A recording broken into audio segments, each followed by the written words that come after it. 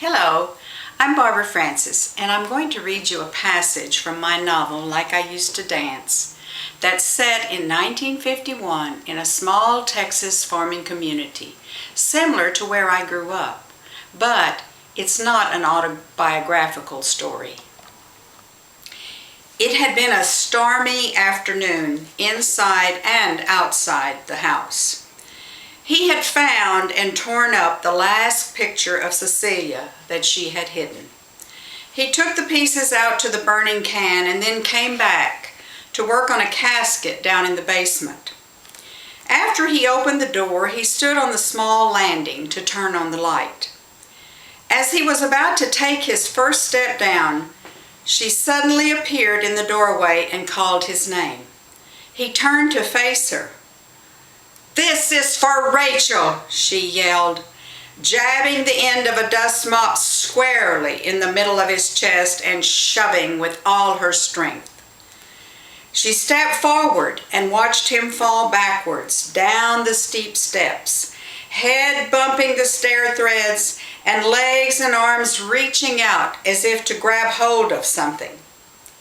He landed with a loud thump as his legs flew over his head in a somersault. She watched him lie perfectly still, but then she heard a moan.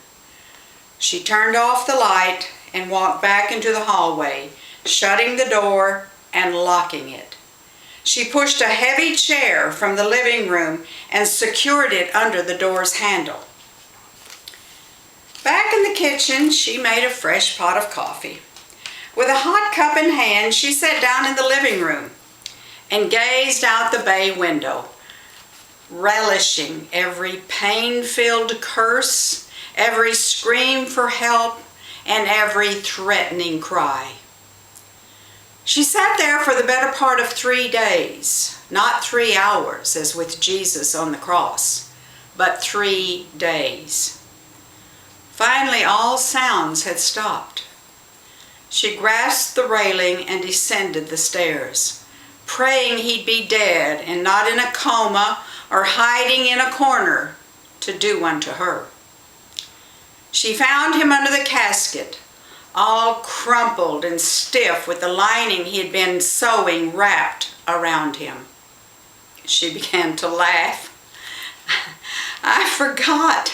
It does get awfully cold down here. My only regret is that I didn't have the courage to do this a long time ago."